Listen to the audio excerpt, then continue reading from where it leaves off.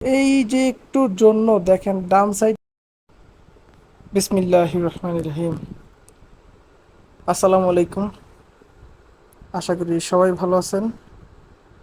আজকে আমরা যাচ্ছি হচ্ছে একটু ঘোরার উদ্দেশ্যে, আর সেটা কই হবে সেটা আমার বন্ধু শাহিন থেকেই জিজ্ঞেস করে নিব যে আসলে কই যাইতে চায়।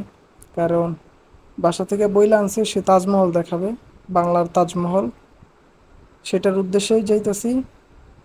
আর আমরা এখন রওনা দিছি হচ্ছে বিকাল 4টার সময়। আর এই সময় আমরা খিলক্ষেত থেকে বের হয়েছি আমরা, দুইটা বাইক। তো যেটা হচ্ছে সব থেকে বড় ভয় সেটা হচ্ছে আমার লাইসেন্স নাই। আর আমরা উঠতে যাচ্ছি এখন 300 ফিট রোডে, আর যাব হচ্ছে তাজমহলের উদ্দেশ্যে। আর আরেকটা বড় ভয় হচ্ছে আমি বাসায় একটা হেলমেট রেখে আসছি, যেটা হচ্ছে আমার ওয়াইফেরটা, ওইটা আনতে ভুলে গেছি। তো পুলিশ নিয়ে যেটা ভয় আর কি, এই দ্বিতীয়বার হচ্ছে মেইন রোডে উঠবো, 300 ফিট রোডে। এ হচ্ছে প্রথমবার আমি উঠবো। তো যে কোনো সময় পুলিশ যদি চেকপোস্টে আটকায় তাহলে তো মামলা রেডি আছে, ওনাদের কাছে মামলা তো ইজি ব্যাপার। আর আমি বাইক কেনার পর দেখেন, পুলিশের নাম বলতে বলতে সামনে কিন্তু পুলিশ হাজির। আর আমি বাইক কেনার পর আমার গাড়ির এখনো নাম চেঞ্জ করা হয় নাই, আমার নামে করা হয় নাই। যার কারণে যদি কোনো মামলা দেওয়া হয় সেটা হচ্ছে বাইকের অরিজিনাল মালিকের নামে হয়ে যাবে। তো আমরা এখন আছি 300 ফিট রোডে উঠে গেছি। আর এই জায়গাটায় এই স্বদেশের এই জায়গাটায় পুলিশ থাকে আর কি, চেকপোস্ট থাকে। তো রাস্তার ওই পাশে দেখলাম পুলিশ, লাখ ফেভার করতেছে, আল্লাহ পাক বাঁচায় দিতেছে। তো 300 ফিট রোডে ওঠার পরেই দেখি হচ্ছে রোড একদম ফাঁকা। আর আমরা যেহেতু 4টার সময় বেরোইছি, তো এই টাইমে কিন্তু রোড সচরাচর ফাঁকাই থাকে। আর সবথেকে বড় কথা হচ্ছে ঈদের যেহেতু তৃতীয় দিন, তাই রোড আরও বেশি ফাঁকা। আর আমরা আছি হচ্ছে 300 ফিট রোড, স্বদেশের সামনে দিয়ে বের হয়েছি। খুবই সুন্দর লাগতেছে। আর শাহিনের সাথে কথা বলার পর জানা গেল যে তাজমহল যাওয়া যাবে না, অনেক দূর। আর যেহেতু আমার কোনো লাইসেন্সও নাই, আর হচ্ছে হেলমেটও আনি নাই, যার জন্য হচ্ছে খুবই রিস্কি হয়ে যাবে আমাদের জন্য। তো তারপরেও চেষ্টা করবো আমরা আর কি তাজমহল যাওয়ার জন্য। তো আশেপাশের ভিউ দেখতে দেখতে চলে গেলাম। আর যেহেতু বাইক নিয়ে প্রথম মেইন রোডে, তাই একটু নার্ভাস, ভয় পাচ্ছি আর কি।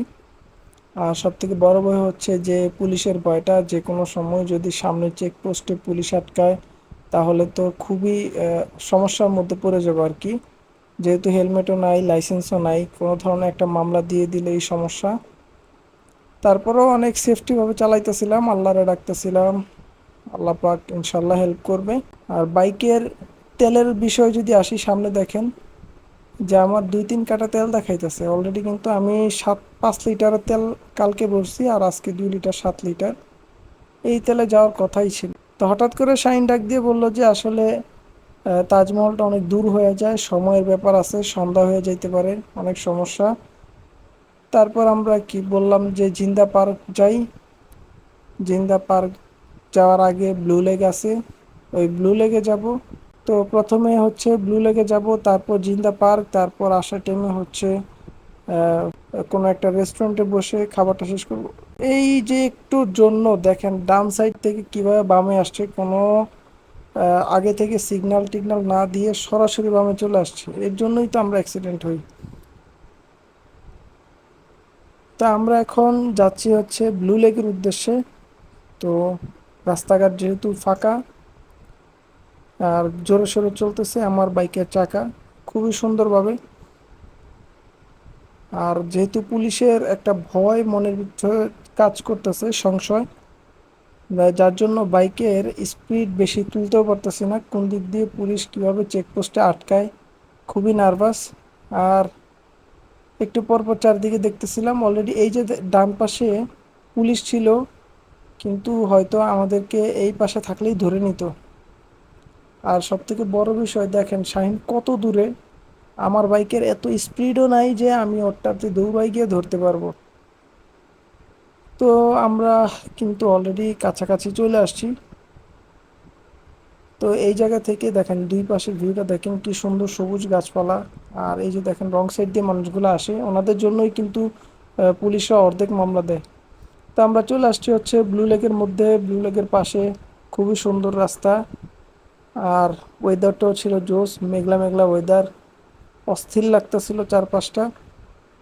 এই জায়গায় এসে বেশি টাইম স্পেন্ড করব না, আর বাইকটা পার্কিং করব, পার্কিং করে আমরা নিচে যাব। নিচে যাওয়া হচ্ছে যদি সম্ভব হয় তাহলে যেই যেই রাইডগুলোতে উঠা যাবে উঠার চেষ্টা করব।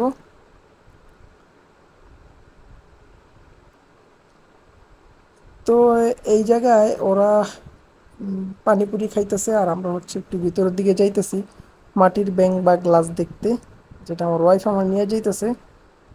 তো এই জায়গায় কাপের দাম জিজ্ঞেস করলে ওনারা বলে কাপ আর পিসের দাম দুইটা মিলায় 100 টাকা, খুবই কম বলছে। আমরা আড়ং থেকে নিয়েছিলাম, শুধু কাপ নিছিল 80 টাকা কইরা। তারপরে হচ্ছে আমরা নৌকাতে উঠবো। আর নৌকার দৃশ্যটা ছিল অসাধারণ, যেটাতে আমি হয়তো ক্যামেরা ইউজ করতে পারি নাই, কিন্তু আহ, ক্যামেরাটা রাইখা দেওয়ার পর যতটুকু সম্ভব নদীর ভিউটা দেখানোর চেষ্টা করছি। লেকের যে ভিউটা খুবই সুন্দর ছিল। আর এই যে এটা দেখেন, এইটা যারা ফ্যান্টাসির ব্লগটা দেখেন নাই তারা আমাদের ফ্যান্টাসির ব্লগটা দেখে আসবেন, উপরে আই বাটনের লিঙ্ক পেয়ে যাবেন। ওনারা হাত দিয়ে করতেছে, আর আমরা ফ্যান্টাসিতে যেটা ছিল ওটা মেশিনের মাধ্যমে ছিল।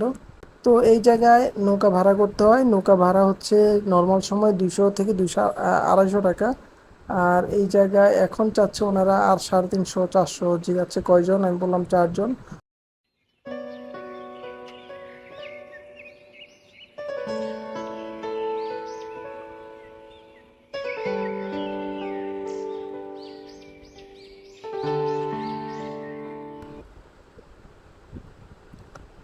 এরপর আমাদের ব্লু লেকে ঘোরা শেষ, আমরা এখন চলে যাব হচ্ছে জিন্দা পার্কের উদ্দেশ্যে। যেহেতু মেঘলা মেঘলা আকাশ, যে কোনো সময় বৃষ্টি নেমে যেতে পারে। তারপর আর কি স্টার্ট দিয়ে ফেললাম গাড়ি, চলতেছে মেঘলা আকাশের দিকে। দেখেন কি অন্ধকার হয়ে আছে, আমি তো রাস্তা চিনি না, আমি ওর বারবার ডাইকে বলতেছি যে তুই আগে যা, আমি রাস্তা চিনি না, ও আমার জন্য দাঁড়াইতেছে। তারপর ওর আগে পাঠাইলাম, আমি ওর পিছ পিছে আছি। রাস্তাঘাট ফাঁকা, আস্তে আস্তে চলতেছি আমরা সুন্দর ভিউ উপভোগ করতে করতে। এত সুন্দর জোস ওয়েদার, দেখেন সামনে হচ্ছে কালো মেঘ, এক গাদা কালো মেঘ, আর দুই পাশে সবুজ গাছপালা, রাস্তা হচ্ছে ফাঁকা, বাইকের স্পিড স্লো। এত স্পিডও চালাচ্ছি না, কারণ যেই পরিমাণ বাতাস, রাস্তা হচ্ছে হালকা পাতলা ভাঙা ভাঙা। খুবই ভালো লাগতেছে এই বাতাসের মধ্যে। সবাই জিজ্ঞেস করতেছিলাম এই ওয়েদারে কি আর কোনো ঘোরাঘুরি দরকার আছে কিনা। তারপরে আমরা খুব কাছাকাছি চলে আসছি অল্প সময়ের মধ্যে হচ্ছে জিন্দা পার্কে।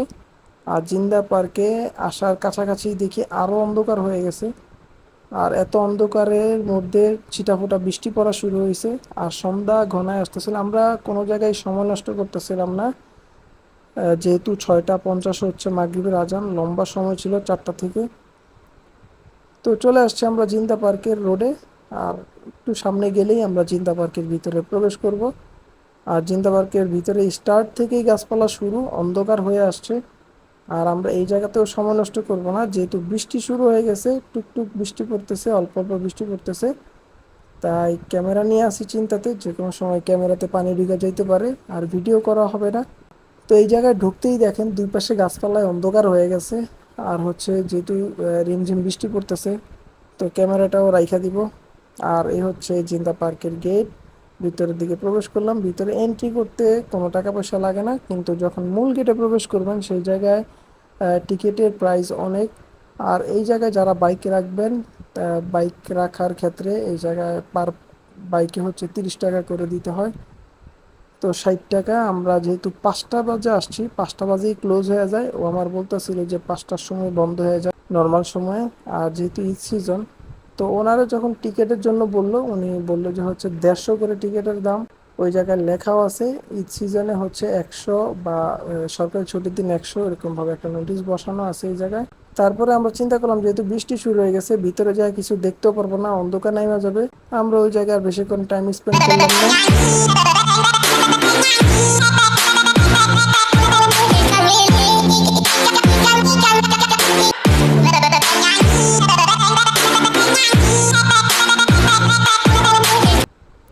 আমরা চিন্তা করলাম যে ওই জায়গায় এতটুকু সময় নষ্ট না করে আমরা আবার চলে যাই 300 ফিট।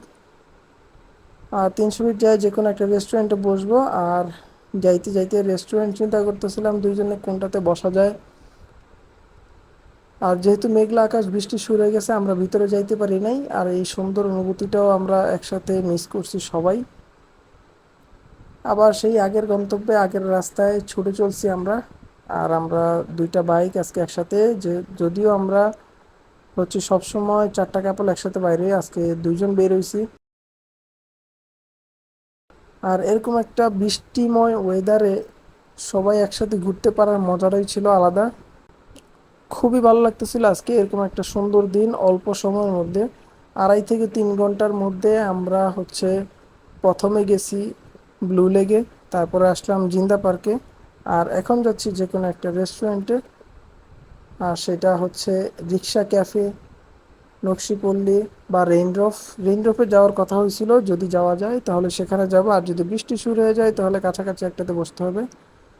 তো ভিতর দিয়ে আমরা, পূর্বাঞ্চলের ভিতর দিয়ে, সেক্টরের ভিতর দিয়ে আমরা ঢুকে গেছি। আর এই জায়গা দিয়ে আমাদের বাইক চলতেছে, আর বৃষ্টিও শুরু হয়ে গেছে।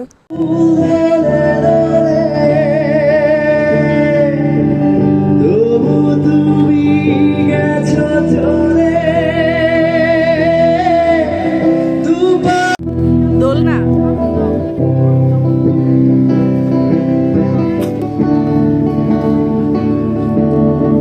বৃষ্টির কারণে আপনাদেরকে তখন বাকিটুকু দেখাইতে পারি নাই, নকশিপল্লী রিক্সা ক্যাফের মধ্যেও দেখাইতে পারি নাই। তো দেখা হচ্ছে আগামী পর্বে, আগামী ভিডিওতে, নতুন একটা ভিডিওতে, নতুন একটা মোটো ব্লগে। ততক্ষণ ভালো থাকবেন, সুস্থ থাকবেন। আসসালামু আলাইকুম।